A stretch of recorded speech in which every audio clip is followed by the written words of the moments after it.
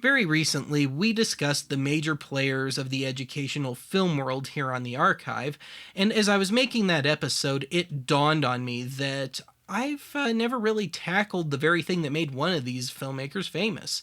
And that filmmaker would be Sid Davis, who's best known for his rather melodramatic safety films. I mean, yeah, we've done Say No to Strangers, but that's actually pretty tame compared to Sid Davis's best known work. Of course, we've done Santa and the Fairy Snow Queen, which isn't really a safety film, it's more of a morality tale. And so with that, yeah, from 1951, this is Live and Learn. And yes, I know the Riff Tracks guys have done this one already, and you know what? I don't care. Duck went quackers. Live and Learn. Well, everyone except the person riding in the back of that ambulance. And maybe the person driving that car there. 'Cause Percy, high above me, he's so lovely. Sounds like the I Love Lucy theme on its period, doesn't it?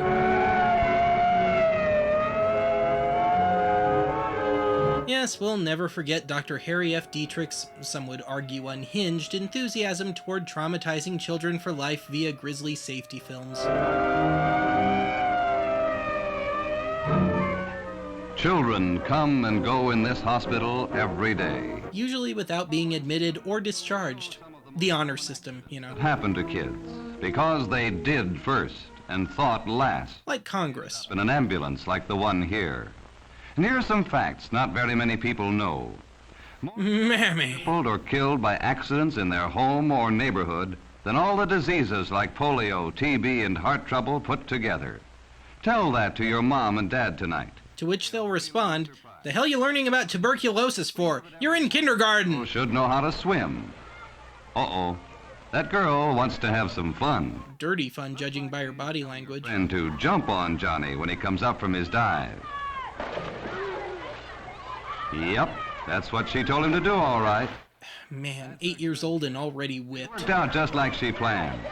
She seems a little too happy about it, if you ask me. Johnny. Of course, tricks don't always turn out. Poor dope. He always wanted a pool. This one, for instance. Lucky for Johnny that Pete knew enough to drag him out of the pool and give him artificial respiration at once. With an air compressor. Had they waited until they got to the hospital to do it, like this poor boy, it would have been too late. A kid just had to wait for the ER happy hour. Another bad thing to fool around with is fire, as you all know. Well, except for these idiots. A campfire can be a lot of fun. Especially at 85 degrees, in the middle of the day, in LA, in your parents' backyard. But Bill just isn't thinking about danger. 10 years later, Bill stuck his face into a loaded cannon. When you try and still can't get a blaze started. Damn dealer sold him oregano. Again. Ah, it seems that David here has a good idea. Which shall, weirdly enough, be of no consequence whatsoever. Probably some more matches. Although if he hasn't started it by now, if that's gas in that can, he's going to be awfully sorry. Not really. David always hated his eyebrows anyway. Maybe one of his pals will stop him from throwing that gas on the fire. No one said a word. They're too busy concentrating on the fire to think about what might... Well, this is underwhelming. Let's spice things up a bit. And did happen. So, another bad accident. Well, it wound up being for the best. 30 years later, he'd have a small role in that beloved classic, Blood Circus. You can burn fires. With carelessness, fires will burn you. And scene. And scene. Scene, thank you. Here's another cause for accidents happening while you're playing. For instance, this looks simple, doesn't it? Nice, easy game of, hey, let's jump off the roof and commit suicide. And it was. Until one of the boys decided to jump. Whoops, there he goes. Sid Davis belonged to a secret neo-druid organization that sacrificed young children to the safety gods. Tells his friend to jump. But this boy isn't so sure. Nope, nope, nope, nope. Come on, Mike, don't be afraid. Jump. It's not high. So Mike, not wanting to appear afraid, takes a deep breath and jumps. Funny, you'd think that magic leisure suit would have protected him. Wrong way. His friend is very sorry, but being sorry won't mend a broken leg. But the burning, torturous guilt that his friend will feel for the next decade helps. And scene. Not again. Scene, there we are. So the hospital gets another patient. Nurse, do you ever find it weird that none of our patients are over the age of 10? Well, it is the children's hospital. Oh yeah, I keep forgetting. Anyway, do you think this sculpture will sell? Climbing around old buildings may be fun, but it can also put boys and girls in the hospital, and that isn't so much fun. Worst part is that poor little bugger will never play the dulcimer with his toes again. Here's something else to look out for. Playing in the streets. Ball games are fun, but they should also be safe. That's what playgrounds and schoolyards are for. Oh, please. Any real red-blooded American boy knows what a rush it is to stop traffic and break windows. I mean, just trying to show the world that you exist. Now the car's brakes prevented an accident. I forgot how my legs work. Oh, yeah. Or saved this boy. And again, the ambulance brings in the victim of an accident that never should have happened. But they will happen. We only hit and run.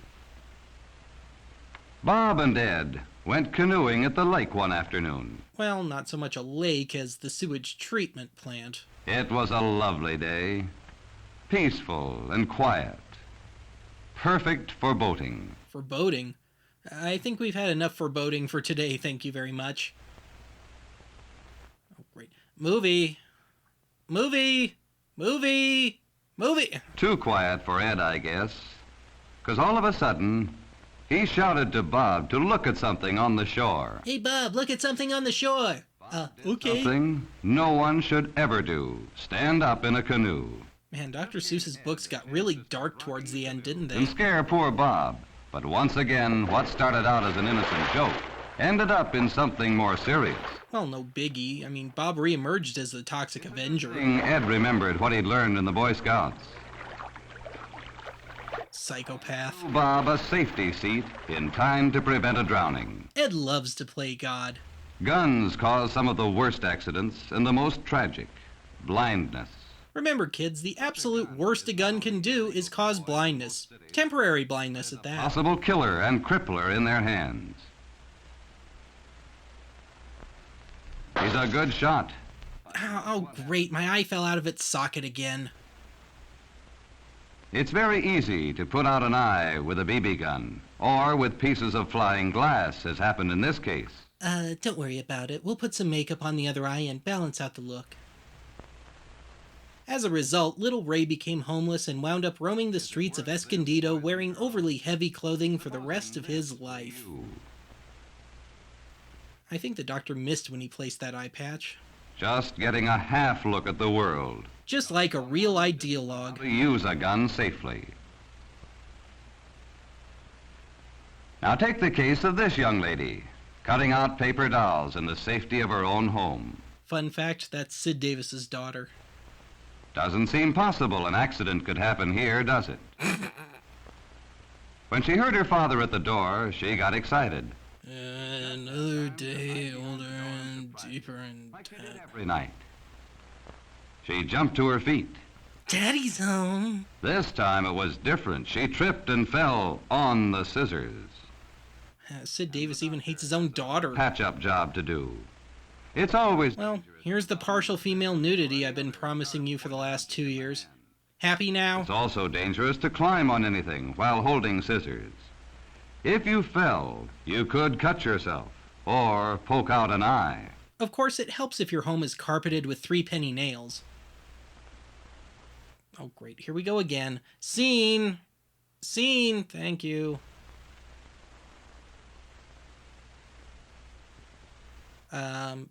Mr. Narrator. Hello? Wakey, wakey. The movie's leaving without you. Now, how could anything possibly happen to these boys? Let's find out. Let's go out to the edge of the cliff. Wow, Nick hit puberty fast. Friends know better. But Nick feels like exploring.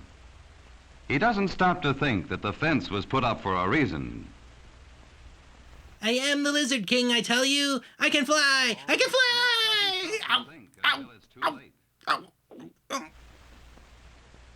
The boy learned what fences were for the hard way, and he's not out of trouble yet. Nick is now doomed to life as a mad scientist's assistant. But lucky for Nick, he's not alone. Nick has an imaginary support group down there with him. One of his friends goes for help. But then forgets, returning quite embarrassed 3 days later. And comes back with the best friend a kid could have when trouble occurs. A surgeon? A policeman. That too. The officer goes into action fast. Let's see, it's around the post, and then the bunny comes out the hole, then choke the bunny and pull. Yeah, I think that's it. And the job of rescue begins. That's another thing to remember. Ow! Who the hell threw that rope? If you get into real trouble, go to your nearest police officer or sheriff. You'll find him a real friend in need. Just what he always wanted. The department paid for these rock climbing shoes, and god damn it, I'm gonna use them. Movie has a little case of gas.